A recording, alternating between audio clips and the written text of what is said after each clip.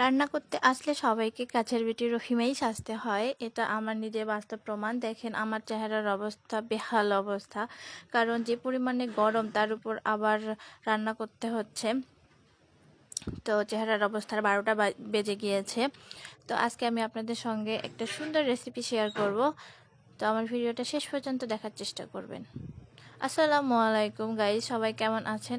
আশা করছি সবাই ভালো আছেন এবং সুস্থ আছেন। আমিও ভালো আছি। তো আজকে আমি আপনাদের সঙ্গে লাউ রান্নার একটা রেসিপি শেয়ার করব। তো প্রথমে আমি তেলের মধ্যে পেঁয়াজ, কাঁচামরিচ আর রসুন কুচি একসঙ্গে ভেজে নিচ্ছি। তো যারা লাউ খেতে পছন্দ করেন না তারা আমার এই রেসিপিটা ফলো করে রান্না করবেন, দেখবেন খেতে অনেক মজা লাগতেছে এবং দেখবেন আঙ্গুল চেটেপুটে খেয়ে নিচ্ছেন। তো এরপর আমি সামান্য জিরা ফোড়ন দিয়ে দিলাম।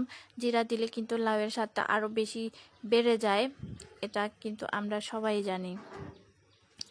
তো জিরা একটু তেলের মধ্যে ভেজে নেওয়ার পর এরপর হচ্ছে কেটে রাখা লাউগুলো দিয়ে দিলাম। তো আজকের লাউ আমি মুসুরের ডাল আর একটা ডিম দিয়ে রান্না করব। তো এরপর আমি মুসুরের ডাল আগেই ভিজিয়ে রেখেছিলাম ধুয়ে, তো সেগুলো দিয়ে দিলাম। তো এরপর সবগুলো উপকরণ একসঙ্গে মিশিয়ে নিচ্ছি। এরপর আমি গুঁড়া মশলাগুলো দিয়ে দেব।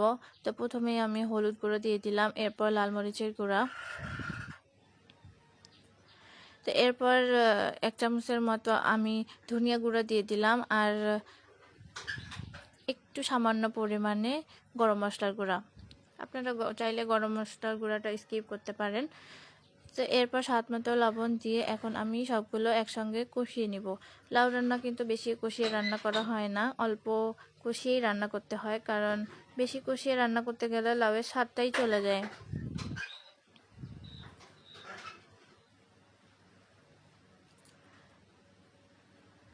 তো এখানে আমি অল্প একটু কষিয়ে এরপরে পানি দিয়ে দিলাম। এই পানির মধ্যেই কিন্তু লাউটা সিদ্ধ হয়ে যাবে আর আমার রান্নাটাও কিন্তু কমপ্লিট হয়ে যাবে। এরপর আমি ঢাকনা দিয়ে 10 মিনিটের মতো রান্না করে নেব।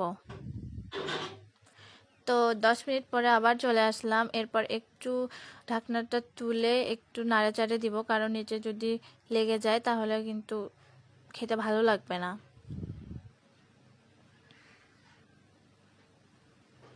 তো এরপর ঢাকনা দিয়ে আমি আরও কিছুক্ষণ রান্না করে নিয়েছিলাম। তো দেখতেই পাচ্ছেন আমার আর মুসুরের ডালগুলো কিন্তু সিদ্ধ হয়ে গিয়েছে। তো প্রথমেই আমি কিন্তু একটা ডিম এভাবে ঝুড়ি ঝুড়ি করে ভেজে রেখে দিয়েছিলাম, এটা স্কিপ হয়ে গেছে, সরি। তো সেই ডিমটা আমি এখন দিয়ে দিলাম। তো ডিমটা দেওয়ার পর সব কিছু ভালোভাবে মিশিয়ে নিচ্ছি। মিশিয়ে নেওয়ার পর হচ্ছে চুলার পাওয়ারটা একটু বাড়িয়ে দিলাম, কারণ তাড়াতাড়ি যেন বলক চলে আসে।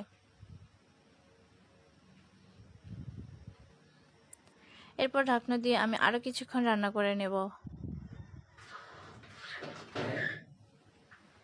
তো কিছুক্ষণ বলতে 5 মিনিট রান্না করে নিয়েছি। এরপর রান্নার শেষে একটু জিরা গুঁড়া দিয়ে দিচ্ছি, কারণ রান্নার শেষে জিরা গুঁড়া দিলে কিন্তু সুন্দর একটা ফ্লেভার আসে আর খেতেও অনেক ভালো লাগে।